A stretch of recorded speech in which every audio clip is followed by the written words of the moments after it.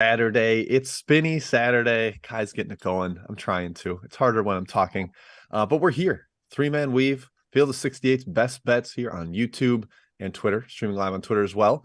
Shout out to BetRivers, our wonderful sponsor, for making this all happen. We are here to go through 148 basketball games. We will give all of them 10 minutes. So we're going to finish at midnight, I think, sometime. We're not going to watch any of the games. We're just going to talk to them all. No, we're not going to do that. We're going to hit as many as we can, though. Kai's my chat star today. So, folks, pester him with your questions. Sorry, I'm condemning you to a world of hurt there, Kai. I can handle it. Let's start with quick takeaways from Friday, or you can even go back to Thursday if you want, since we did not have a best bets show yesterday. Matt, I'm going to you first. Some good late night action, Jim. I was loco for Lobos. Overtime dub for the host there at the pit. Very impressive Boise State, though. Like, this team had been a quiet ATS machine lately. They got up big in that game. I think they're all the way legit. Crazy to think that this team is better than last year's or any of the prior years that Mr. Rice has fielded there. Boise is that one team where you see their number. It's like, God, really? That's the spread? But this team is very good. So do not fade them. That's kind of my piece of advice. Yeah, New Mexico did not cover that game. They only won by 2. Yeah, closing. I closed like 2.5, whatever. But yeah, we went to OT, so you're fortunate either way. Well, you're not. If you're sorry, on one way, I should say. Yeah. Yeah, my takeaway. The Illinois game sucked. Went to Champaign on Thursday. Don't want to talk about it. Kent State rocks. Iona, what are you doing? Overtime with Manhattan. A loss to Rider, a blowout loss to Quinnipiac. 0-4. Last 8 against the spread, last 4 games for Iona and the MAC. The Rick Pitino coaching rumors, Jim, I have to think plays a role. Yeah, I know they've got a few injuries, but they're still just like way over Manhattan talent-wise. I can't believe that went to overtime. My takeaway was, what are you doing? Stop this. How much are you going to play with your food? It's going to bite you. It did bite him against Rider. Probably should have bit him yesterday, but they extended it overtime. Iona, you disgust me. Okay, let's get in today. There's so much to talk about. So many games to cover. We've got top half of the slate, kind of a menagerie, and then after Chatmon Part 1 is all Big 12. So, folks, those questions will be coming. Those games will be coming. But we're starting with UCLA at Arizona. Huge one out west. I was surprised this was a relatively early tip. I thought this would be like, the big nightcap, but it is 2 Eastern on ABC, so it'll be noon local. Kai, going to you first here. Arizona basically needs this, or the Pac-12 title hopes are already over before the end of January. Mm-hmm. Do they get the job done? Yeah, huge game, right? UCLA takes commanding conference lead if they win this game, all but wrapped up for the Pac-12 standings. Zona would fall to 5-4, which would be yikes and also very unexpected. No doubt a huge motivation spot here, Matt. Perhaps Zona is also riding with a little bit more confidence after handling USC so easily. These teams split the series last year, each won their game at home. And then Arizona beat them in the championship, beat UCLA in the Pac-12 championship. They just need to keep UCLA off the glass. They did a great job against USC. Their numbers have been bad on the defensive rebounding, numbers, but they have plenty of front court size, and they can rebound at a high level like they did against USC. I think they can do a good job against UCLA today. A good shooting game would also help. They were due for an offensive explosion. They got it against USC. Hopefully they get one more here. I think it's a great spot for Arizona. They did take money. I lean their way against the Bruins. Yeah, everyone in their – I've not seen one person on UCLA out there. Everyone and their mother is on Arizona here, and I think it's the right play. There's a couple where I think the steam was so substantial last night on one side, but I do think even at current prices, I'd probably still take it. Wildcats fall in that boat, Jim.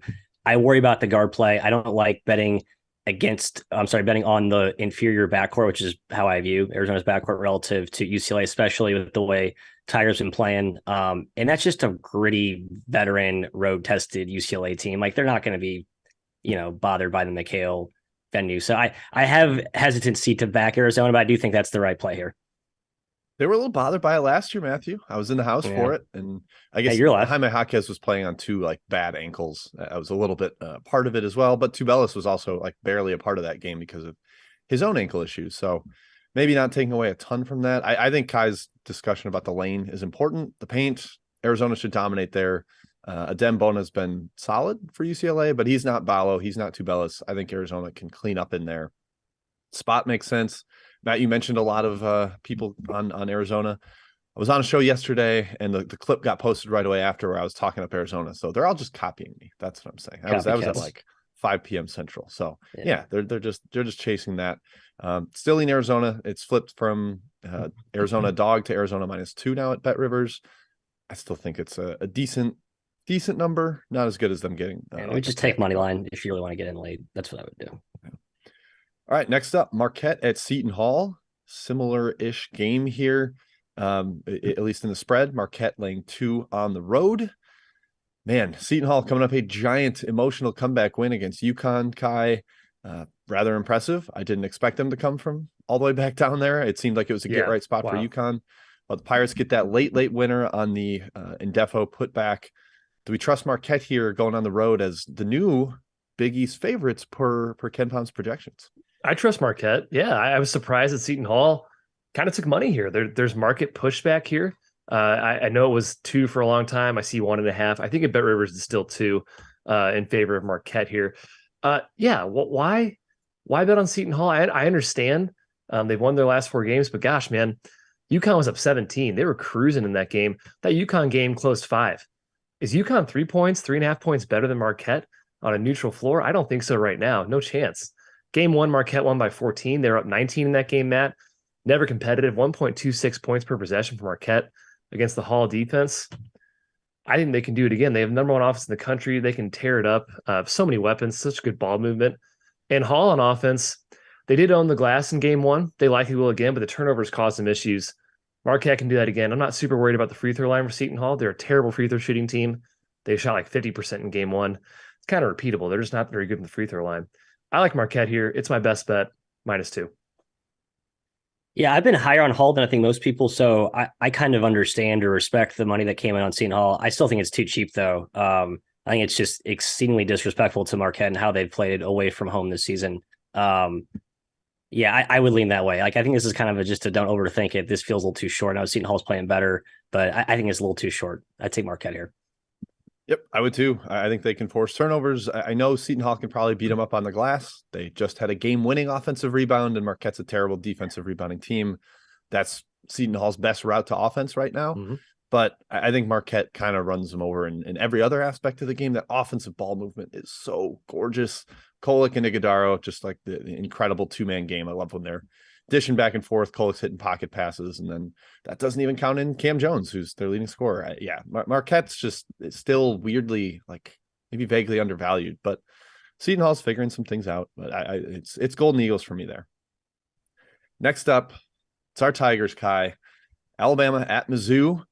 I'm actually going to go to Matthew first here to try to get the rational outsiders take. Yes, and then, please. Kai, you're gonna hammer with your bias coming in. Mizzou has taken money here. It's bet down from 6 to 4.5. Alabama, the road favorite. Man, I got some numbers here. I'm going to hold off on those until you tell the people how a non-Mizzou alum should feel about this game. I think you should look at this game and think, wow, Bama only -5 at Mizzou. Doesn't that feel cheap? That's kind of how I felt about it. But I think this is still a very good. Mizzou is a team that I think will play really well in big home dog spots this season, the rest of the year, save the KU debacle. I think that's kind of in the rear view. Like Mizzou, I think has gotten better from that. They're a little bit a different team. We've seen them play well in good home spots before. Arkansas, just like riding that mojo down the stretch to get that win. In a game that'll play a little helter-skelter, I think that matters. I really do. So kind of a cliche narrative, I suppose, but I do like Mizzou at +5. I don't love it. But I guess I'd warn those who looked at that and thought that was too short before jumping to bet Bama, because I kind of like I can see Mizzou winning this game, as shocking as that is. Look, I made it shorter than 5.5. It's 4.5 now. Yeah. I stayed away. Bama's a different beast, man. I mean, best offense in the SEC versus the number 10 defense. They're going to score at will. Bediako is going to have a field day inside, frankly. If there's a prop out there for his rebounds, take the over. I think it's an automatic hit if he plays, doesn't get in foul trouble. Who guards Brandon Miller? Mizzou probably goes zone. That's kind of scary against their athleticism, Alabama's athleticism, but I guess Hodge or Kobe Brown could try. Kobe Brown, by the way, bit of a bum ankle. I think he's going to play, but he did tweak it at the end of the Arkansas game. That's a concern. It's all about hitting shots, Jim, for Mizzou. They get looks. They do move the ball really well, but they have not been shooting well lately. You're not getting anything against Alabama inside. I don't think you're getting anything at the rim. So they have to shoot, and they have to get out in transition. A transition game actually works in Mizzou's favor, in my opinion. I think they struggle when they are confined to the half court. And I think Alabama wants to run. So maybe they can find success there. We'll see. I'm just saying go Tigers and staying away from the actual betting aspect. Yeah, I'm much closer to betting Alabama than I am my Tigers. I went way too deep on the numbers in this game, so I'm just going to give you all of them. You can ignore them if you choose Hit to. us. Kai, you mentioned Alabama is the best offense in the SEC. They also have the best defense in the SEC. They are that dominant right now. That's with Tennessee. That includes a league with Tennessee. Alabama has the best defense in league play right now. Alabama also number one in 3-point attempt rate and 3-point percentage. That's very scary against Mizzou's D that is kind of willingly surrenders threes at times. And then Alabama also number one in the league in 2-point percentage defense, which is like the biggest strength of Mizzou's offense is creating some of those inside opportunities, particularly off transition, which leads me to Alabama turnover rate. Not good overall, 275th in the country, but in league play, it's 15.8, which is third in the SEC and would be top 30 nationally if they sustained it over the regular season. They have really tightened that up, and if Mizzou can't generate turnovers, that's a problem. Last thing, Alabama 4-1 ATS on the road with a 9-point cover margin. Like they have been an awesome team on the road. Mizzou just 6-6 at home. Matt, I worry this is closer to Kansas than Kentucky as far as home dog spots. So interesting. We'll see. No faith. Alabama's just better than Kentucky was then. I agree with that. So. I think the zone point Kai made's key. I think Bama against zone could make them look a little more mortal on offense. Did you hear me say they're the number one 3-point attempt rate and 3-point percentage? Yeah, I dominate the offensive glass. The way they get those looks though are drive and kick. It's catch and shoot with pass, and it's just a different rhythm. I don't know. I think that just tends to throw awesome man-to-man offenses off for at least a bit. We'll see. It'd be tied or nothing for me there. I'm sorry, Tigers. All right, we'll move on. Virginia at Wake Forest. Going to the ACC. Virginia 3-point favorite on the road here. Rather large for them as well. They want to keep pace with Clemson atop the league. They're still a game back, but they need to just keep on winning. Kai, do the Cavs get it done here? Wake just had a huge home win against those Tigers, those orange Tigers I just mentioned. Do they keep it rolling and get another one against Virginia? Yeah, it's a big game for both teams for the ACC standings. They're both 6-2, second place with Pitt and Miami. Both have won 4 straight, although Virginia's schedule, you could argue, is a lot tougher over that span. Wake's offense, man, has been humming. Number one, Matt, in ACC play. Shooting, of course, a big reason. They have the best 3-point percentage. They have the third highest 3-point attempt rate. Hey, that seems a little bit key against the pack line. Wow, being able to shoot threes seems like a good matchup edge for Wake Forest. But Virginia's been winning, man. They look, I can't say they look dominant, but they're their usual crockpot self, right? They play mistake-free basketball. They just win basketball games. They're going to win the ACC. I'd put money on it. Wake did beat them last year, by the way. I think they can do it again, but 3's a pretty fair line. I'm staying away. Yeah, another more of the overnight action just, I think, sniffed out the obvious misprice. In my opinion, yeah, I had Wake much lower, closer to a pick, actually. Just very frustrating that I've been backing Wake a lot this year, or at least I was earlier. Then I look at the LSU loss, which doesn't make any sense. The Rutgers blowout, which I know Rutgers has been awesome, but outside of those games, like Appalachian State, I know they were getting a little bit banged up at that point, but Sense, really good. Steve Forbes, we love. Virginia, we're all sort of in the, this team just wasn't as good as we thought back in late November. I'm still in that camp. So I lean this way, but again, price is basically stale at this point. So no bet. Yeah, nothing for me here either. I think it's a very fair line. Ty's point about the crock potting is well taken, I think. Virginia has just been super disciplined. Like the Florida State game, it was like kind of a shootout for a relative for Virginia standards, and then Florida State couldn't score the final 4 minutes. They just have that like extra gear defensively where they can throttle you. And that scares me a little bit for Wake Forest. So I'm just going to sit that one out, see what happens with the ACC race, because it's wide open, quite honestly. I'm with Kai. I think Virginia wins, but who knows? All right, Kai, you are my czar. I'm going to go to you for questions. All right, let's do it, guys. We're starting off with Ethan, a little 2-pack here. Oral Roberts and North Dakota, Matthew. The Bobberts Eagles have been crushing the Summit. They're minus 13 on the road at BetRivers. What do you think? I kind of like laying these dominant conference teams as large road favorites. I just think that there's this bogus home court baked in that means nothing. North Dakota's been, I just don't think they're that good, right? All these Summit teams have been very Jekyll and Hyde, but this is what I'm looking to fade with an Oral Roberts team. I'm like pretty all in on this. This is the best team we've seen out of this team in forever. I'll just throw in, maybe related to your wanting to take the dominant road teams, home dogs the last week are sub 40%, 42 and 64 against after an awesome start to the year, right? So it's like a really hard reverse pendulum swing there. Yep. The home dogs in conference have not been strong. All right, Jim, Oregon and Stanford. Oregon is -3.5 on the road at Stanford. Do you have any idea how to handicap the Ducks? Not really. And Quack. Stanford's dominant performance against the Beavers was a little bit confusing, but I'm going to kind of stick with Oregon's been awesome on Saturdays. I think they just kind of get right for these big night games. They've taken a little bit of money, I believe, with it going up over 3.5, but I would still lean towards the Ducks. Probably wouldn't lay over a possession though. Quack. Let's go with Matthew in the chat. Sure. I'm going to Matthew in this forum as well. Cornell at Harvard. Cornell is -1 at Harvard, Matthew. Your thoughts? Didn't overthink it, just took Cornell. I know it's maybe not a great price. You could argue that there's a talent gap here. Coaching mismatch is huge. Cornell executes. I know Harvard's had like all week to prep for it. It's kind of an edge you could argue in some of these Ivy matchups. It negates the schematic nuances, but I still think Cornell wins, plain and simple. All right, to Jim, Connor asks about Montana State and Montana, basically a pick at BetRivers. I've stubbornly been a Montana believer and Montana State's not quite as good as they were last year when they won the league. So I'm leaning towards the Grizz at home, but man, I don't have a great read on the Big Sky this year. I wouldn't say a lot of those spread games have made sense to me. Eastern Washington being the dominant team is sort of confusing to me. So lean towards Montana, but not a ton there. And I don't have a take on the total. Question or Tooch in the chat. FIU UTSA over. I would caution against the over without knowing Metter's status for UTSA. He is their best player. He missed last game. I would assume he's out again. I think he was doubtful to play today. So I would tread lightly there. Highest usage guy, creator, ball screen operator, biggest assist guy. Like it's tough for that offense to function without him. Don't bet that game. That's the widest range of outcome game on the board today. Don't bet that game. I bet the game. I bet FIU. Did you really? Good for you. Matthew. Older man than I. Yeah. Santa Clara, St. Mary's, 12-point spread. St. Mary's favored by 12. Hey, game 1, 3-point game. What do you think? I think this is the time I'm not trying to say sell St.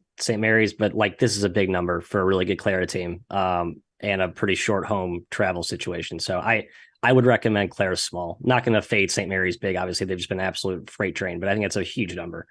I think it's worth noting St. Mary's was up by like 15 that first game. It was not a 3-point game. They're up by 20 in every game. That seems ridiculous. They're really good.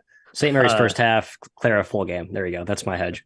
Jim in the Sun Belt, South Alabama's taking a lot of money. They are now -3 road dogs at Coastal Carolina, who's coming off an overtime win. What do you think? Probably has something to do with it, that the overtime factor. But I think Coastal's more competent than this line gives them credit for. I would have this closer to a pick 'em. I'm surprised South Alabama's taken so much money. It'd be the chance for me, Kai. Staying with Harry, Matthew, in a Sun battle, Stetson and Jacksonville State. Stetson is -5 at home. Yeah, Jacksonville State, your Gamecocks took some money. They played competitively last game against Florida Gulf Coast, but I think it's a Florida Gulf Coast issue, not a Gamecocks impressive effort. I like Stetson at the cheaper price at 5. Southern Utah is going to Seattle. That's a long trip. Oh, sorry, that wasn't even asked about. Gosh, I got my games mixed up. Utah Valley was the one that was asked about. They played Seattle recently. They're at Grand Canyon Gym, a place you have been today, or excuse me, you have been in the past. Grand Canyon is -2.5. What do you think? Yeah, GCU's been pretty solid without Blackshear, the preseason WAC player of the year. Well coached. But I'll take Utah Valley as a dog here, Matt. I think both teams are very well coached. Utah Valley's got the size to compete, and again, no Udreogo for Grand Canyon. So that's 2 starters they're down. And while they've been really good with Rayshawn Harrison being the featured piece, Utah Valley's, I think, got the bounce back coming after the Seattle loss. And yeah, I like Utah Valley there. I think Utah Valley's a better team. Kind of like how much do you think the home's worth and what's the spot worth? I think that's why it's 2.5, I suppose, Matthew. Yep. Jack says Indiana State, Murray State. Murray State is really good at home, but Indiana State is one of the best teams in the league. Wow. Spread's 4, -4 Indiana State. I'm not fading Indiana State. Not fading it. Yeah, it's too much, especially for a Valley team. Prom, not familiar with Schertz's stuff. I just not going to. They haven't played this year, right? First meeting, I believe. Correct. I would not fade Indiana State here. That's all I'll say. I know it does feel big. Yeah, but in the same vein, I wouldn't take Indiana State because Murray's so dominant at home. At home, yeah, the splits are real. Home, yep, like that home court's very real. Gosh, somehow Murray State's only 2-4 at home. this year ATS. That does surprise me. All right. Lonty, Jim, Southern Miss is his best bet against James Madison. It's around a pick. What do you think? I'm sitting out on sides with Southern Miss while Neftali Alvarez gets back in there. He's coming back from his foot injury that kept him out like a ton of last year, and he missed a lot this year. He was really bad in his return, like super rusty.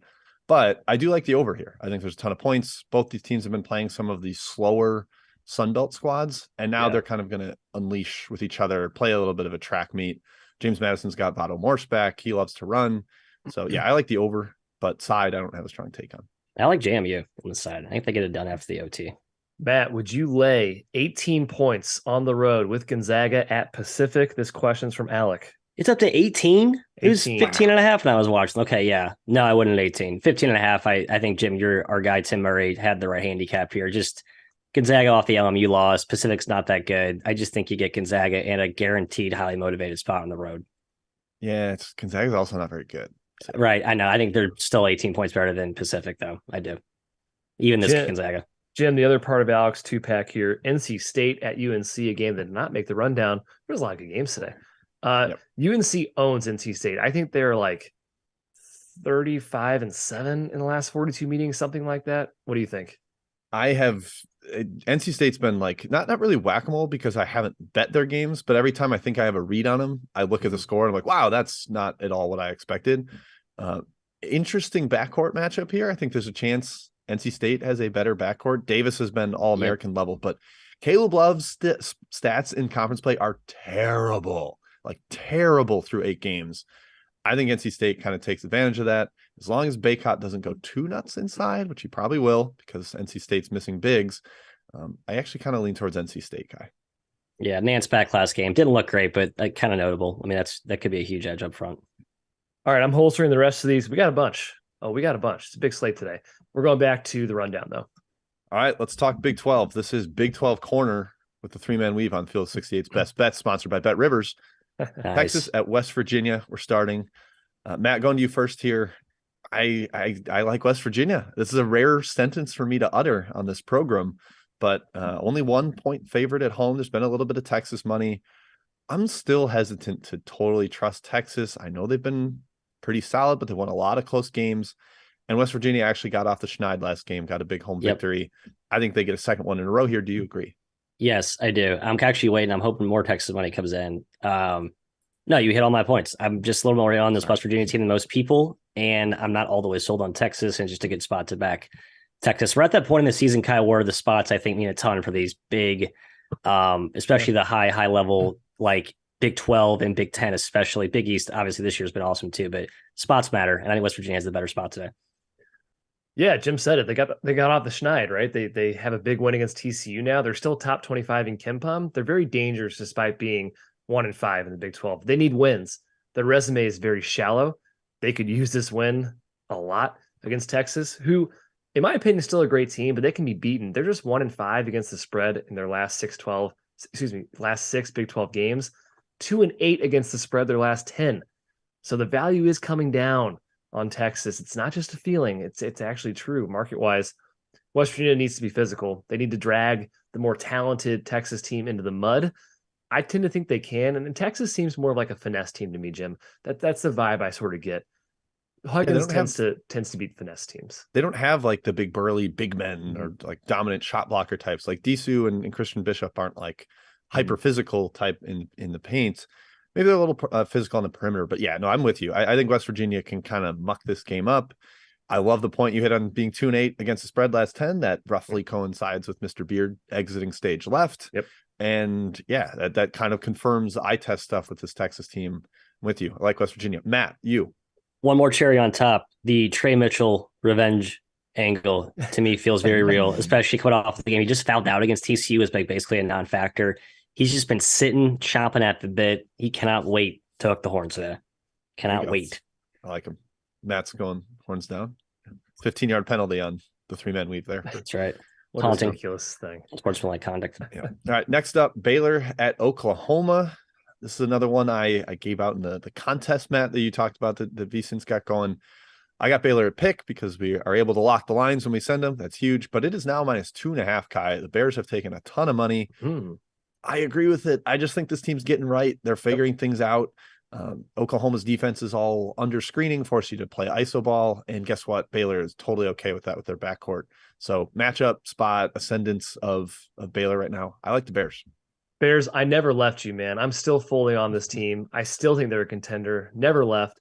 3 straight wins, 3 straight covers. And let's not forget, they lost to TCU by 1 at home after being up 17.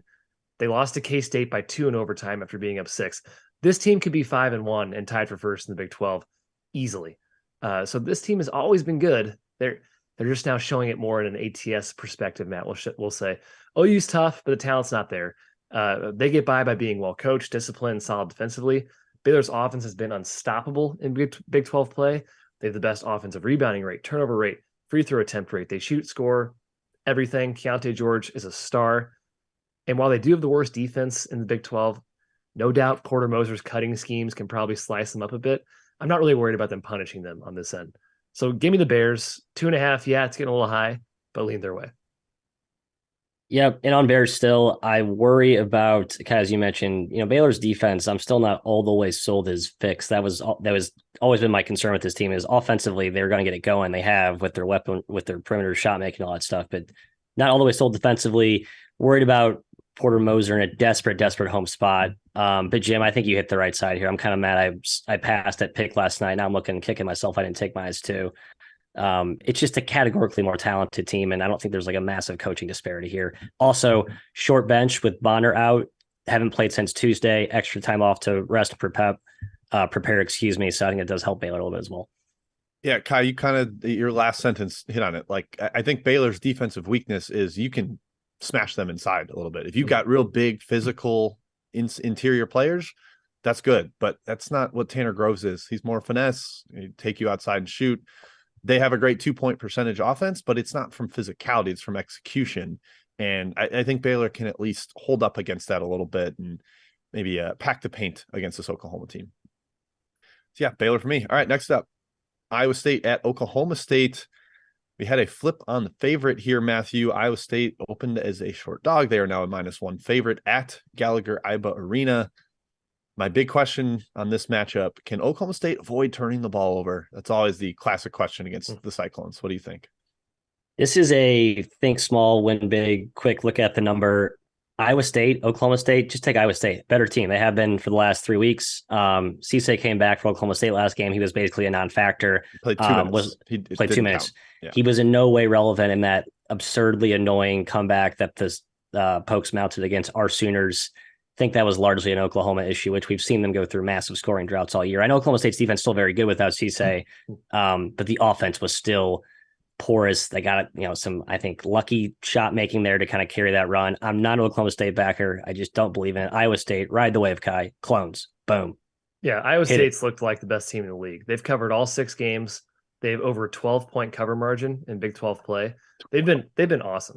And Oklahoma State, they got back in the win column. They commanded Oklahoma, and maybe Cisse plays a little bit more. They could really use them because Iowa State is darn good defensively. But one area you can kind of beat them is getting inside, pump faking, getting their bigs in foul trouble, and getting to the rim. Maybe Oklahoma State can get there. I don't know. I don't see it. Too many turnovers, in my opinion, Jim, for Oklahoma State.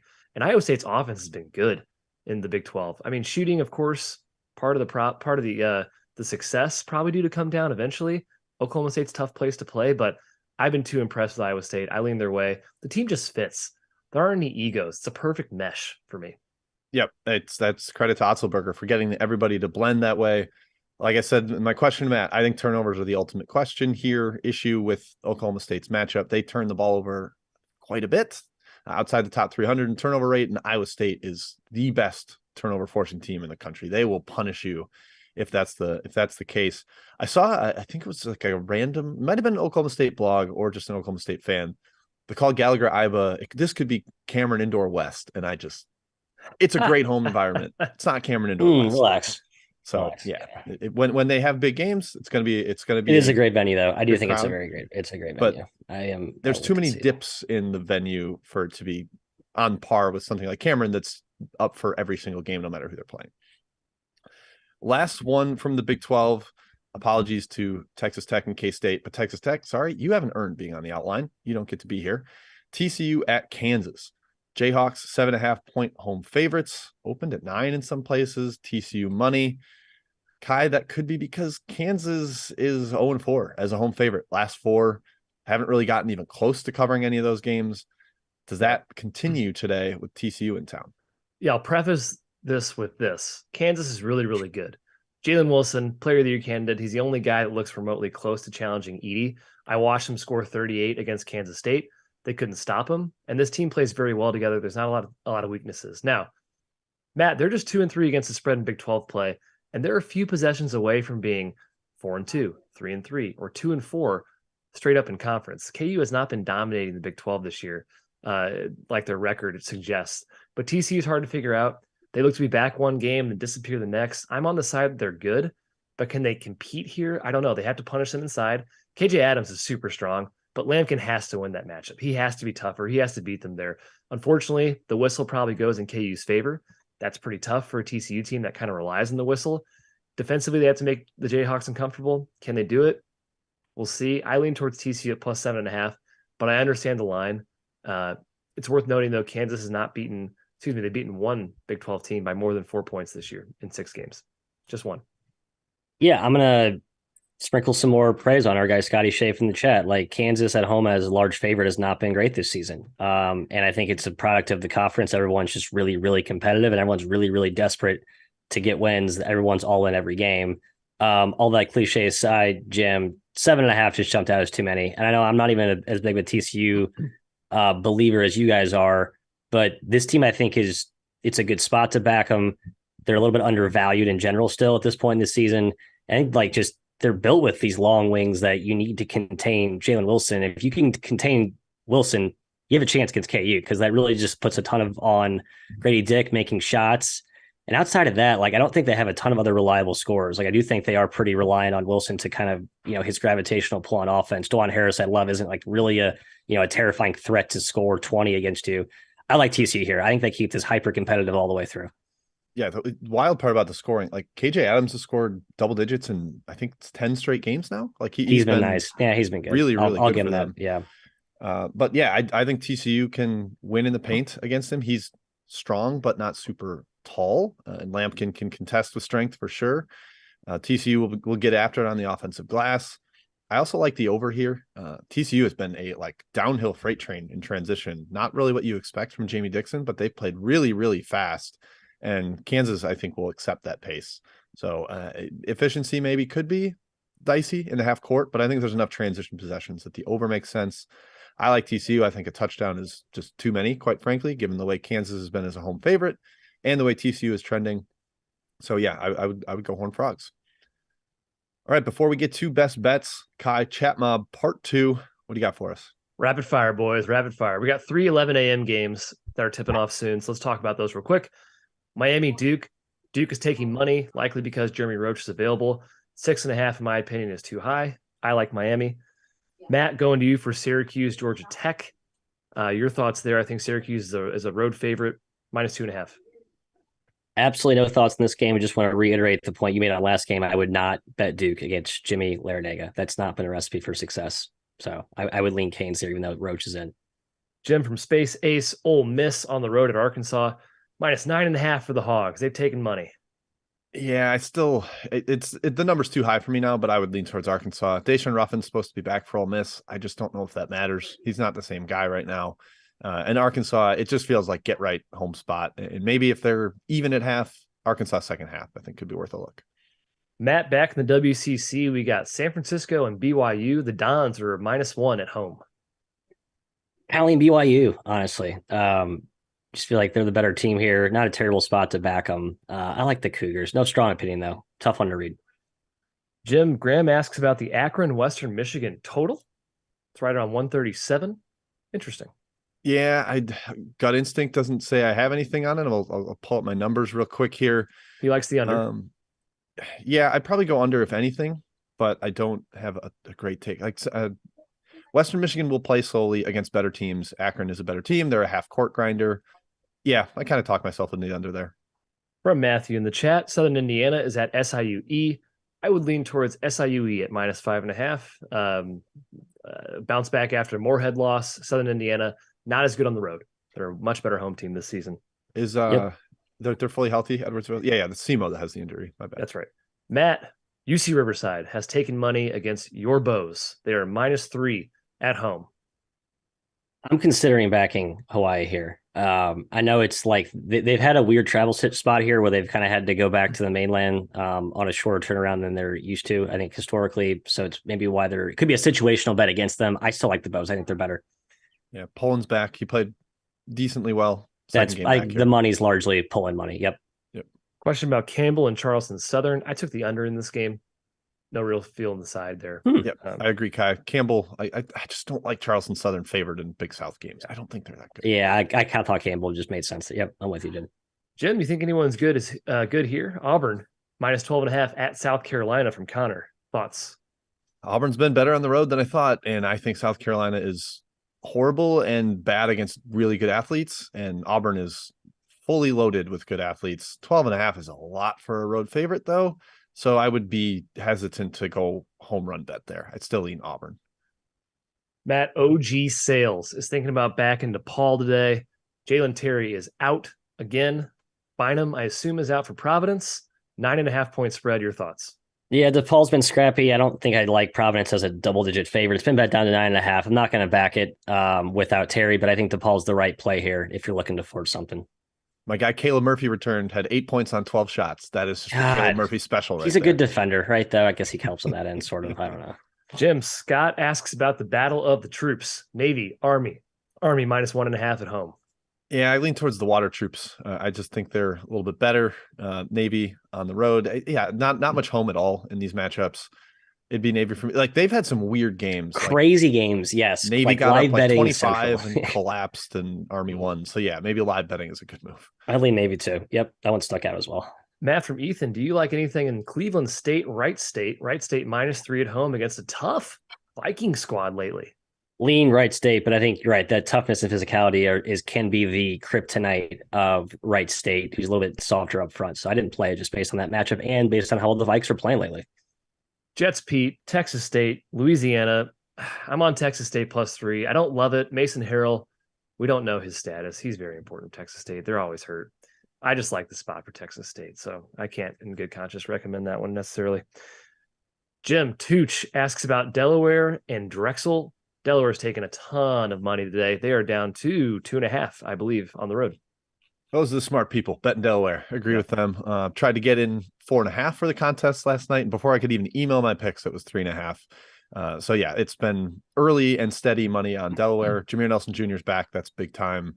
Kai, you mentioned Ebi Asamoah got banged up last game. Hurt. Yep.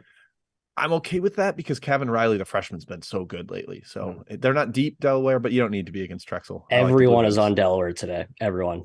Oh, shut up. I'm in Delaware. Yeah, me too. I'm with them. And I actually think Drexel's good too. So if I'm on Delaware, I think it's actually a good play because I can't possibly be high enough on Drexel relative to the market, apparently. Matt from Liam, you like both these teams. Vanderbilt at Georgia. Georgia's favored by 4. Yeah, no, nothing for me. It just, when I start to see that minus sign in front of the Georgia side, Mike White, I get a little bit hesitant. I think Vandy is playing better, actually. Yep, I like Vandy. Youngstown on the road at Milwaukee from Nick. Tell you what, I lean towards Milwaukee, but I can't keep up with Youngstown's rating. So I stayed away. Both teams, Plus, really. 4 points is a lot, I think, on the road. Good. Milwaukee's been playing well, but Youngstown fading them has been tough this year. Yep. Jim, I can't read who this is from. It's who knows. But Ohio State and Iowa has been asked about quite a bit in the chat. Iowa's taken money. The line is now down to 3, likely because Patrick McCaffrey is in today. Yeah, wow. Welcome back, Patrick. Hope his mind's all right for that. Ohio State's been pretty bad lately, really in a rut. You'd think maybe get right home spot here, but the money indicates people are fans of Iowa. I would probably actually tilt more towards Ohio State back home. Although the Chris Holtmann rumors swirling about Notre Dame, maybe that's a distraction. I don't buy that. It'd be Buckeyes for me at the lower number. Matt, NC A&T on the road at William and Mary. -1.5 for the Tribe. Full disclosure, I liked A&T at 3, but it's come down too much. I did too, and I'm a Tribe guy. So this is one where I'm like, hey, all you people that are trying to be on the William and Mary bandwagon that I started a couple weeks ago when it was losing me money and now it's making you money, I'm going to go back the other way. I think NC A&T is just a categorically more athletic and underrated team. They played a tough schedule. I think this A&T team is pretty solid. Jim, Holy Cross from Pat is at Bucknell. 7.5-point dogs. They've been good in the Patriot. Cross. I like the cross. The Crusaders there. 7.5 is too many. Bucknell had some weird ups and downs in that league. Holy Cross is competent. Not well. I agree. Relative to Patriot competition. I'll take 7.5. Interesting one here. Clemson -1 at home against Virginia Tech. Clemson first place in the ACC. Couture second game back for Va Tech. Matt, any side here? No, this is one everyone and their mother's on Virginia Tech. I understand it. I do lean that way, but I'm not taking it at 1. I respect Clemson, what they've done lately, even with those injuries. Yeah, 3 down to 1. If Dylan Hunter's out again, I think Virginia Chase Tech Hunter? is. Yeah. Chase Hunter. Yeah, I forgot about him. Good call, Jim. Yes. Yeah. Virginia Tech if he's out, but keep an eye on it. All right. A big one we have not talked about yet. Texas Tech on the road at K-State. Tech has taken a bit of money. It's down to 3.5. The Octagon of Doom, Jim. Which way do you lean? Yeah, I buy I think someone in the chat said it feels like a letdown spot for K-State. I actually kind of agree. They've got that huge monster home win against Kansas coming off that. Texas Tech, the only issue is they might be broken. That's my one fear here, Matthew. Jim, I like K-State. First time all year, I like K-State 100%. I know it's like just the biggest fish bet after the win against KU. I like Tim Murray mentioning the never faded team out off a big win, but also a court storm. That was a court storm of all court storms. They're better than Texas Tech. I think they won today. They take care of them. Matt, how about Kentucky? -5 hosting Texas A&M from Michael. Yeah, 2 rocket ships in different capacities. I like Kentucky first half. I just worry about A&M's pressure and depth, maybe catching up to a still not all the way solved, but being solved Kentucky team. I think it's a cheap price to back Kentucky for the first half. I think they come out strong, -2.5. Ed asks about South Dakota State hosting Denver, -10. South Dakota State's looked a lot better recently. Still have guys out, still have Easley out, still have Apple out. I'm still not confident in backing the Jack Bunnies. I hate to say it, but yeah, I don't think Denver's been very good on the road. They have not. So I would lean Jack Bunnies. I also like the over. I think there's a lot of points in that game. All right, 3 more here. The GSU battle, Jim. Georgia Southern, Georgia State. Georgia Southern's gotten crushed in the market, up to 6. Dwan Odom likely out for Georgia State. Your thoughts? Yeah, I think I've lit enough money on fire with Georgia State this year. Too. Unfortunately, I'm sick. I'm done. That's that. Like I would have to take it at the current number. I'd have to be on Georgia State, but I'm just gonna sit on my hands and not lose any more on the Panthers. It's an insane price. It really is. Tennessee State at Little Rock. I took Tennessee State. Little Rock had a bunch of guys out and sick last game. They might be back. I'm pretty unlucky with injury guessing. Myron Gardner's the big one. He was sick last game. I bet he plays, but I still like Tennessee State. Tennessee State's like talented. They're competent. Yeah, I like your side. Agree. Tennessee State got up 40-15 on Eastern Illinois and won by 4. Yeah. Come on, Tigers. All right, Matt, last one to you before best bets. Utah Tech hosting New Mexico State, who is 0-7 in the WAC. What? That's a 2-point spread in favor of Utah Tech. I got news for you. This is actually the great segue, Kyle. We'll go right into best bets after this, if you don't mind. I'm going to do a best bet switcheroo, given some injury rumors, concerns. The Jordan Dingle thing for Penn sounds very real. At least I'm too terrified to back Penn. So my best bet was going to be Penn +7. I'm going to scratch that late switcheroo. New Mexico State. I think the money for Utah Tech is insane. I know New Mexico State's been terrible. They played fine for the last 2 games. I think they beat Utah Tech. I'm sorry. This just isn't. I cannot believe I'm catching New Mexico State as a dog against Utah Tech. I'll never forgive myself if I don't bet this. So best bet. Boom. Aggies, lock it in. 2 things for you there, Matt. Cam Gooden, hopefully still out for Utah Tech. Yeah, like I thought he was out for another week or something. Yeah, that's a big part of the assumption, but it's Utah Tech. No one reports. And New Mexico State's been awful defensively in league play, but it's partially because opponents are making 42% of their threes. And like, I just don't buy that continuing. So maybe you get the first Aggies win there in league play. +2 at Utah Tech, kind of coming from an hour away. They just played at Utah Valley, right? It's an easy. Come on, Southern Utah. Southern Utah. It's right next door. St. George. It's fine. Yeah, they lost by 40. I was like, yeah, okay. Southern Utah's good, by the way. Separate discussion. Yeah, they are. All right. Well, that's Matt's best bet. My best bet, reminder, Marquette -2. Eagles taking the short favorite. I don't really believe in Seton Hall. Jim. Yep, 2 unders for me. One is the bet I used in the Contest tweeted it out this morning. South Dakota and Omaha. It's now 143.5. So that's my best bet for field of 68. I got it a little bit higher, but I still think South Dakota's been much better defensively in conference. They're playing very slowly. I don't buy that their defensive numbers are as bad as they were in the non-con. And they had some weird off the court stuff going on then. I think they're a little bit sharper on that end. Omaha willing to play slowly, not a sprint up and down team. So tempo's good there. Hopefully South Dakota's defense doesn't collapse. And the other one, it's going to be an old faithful for me on this program. I wish that the extra board was up for the contest because Texas A&M Commerce would be just probably almost an auto bet for me on the under. They're just different than every Southland team. They want to play slow, half court, grind you down, don't let teams get in transition. That's what every other Southland team wants to do. The under worked out well on Thursday. Going to go back to the well. Commerce in Southeastern Louisiana under 141.5. That is it for today. Right at 11 a.m. Central here. Games are tipping off. So go watch those. Go enjoy. It's NFL. It's a great sports day. It's a fantastic sports day. So hopefully everybody enjoys it. Hopefully everybody wins every single bet. Tough day for the books. Sweet. Yeah. Thank you, Field 68. Thank you, BetRivers. Thanks, Trevor, behind the scenes, our producer. Thank you, Chat Mob. Well done today. We'll see you all on Monday. We'll let you know on schedule.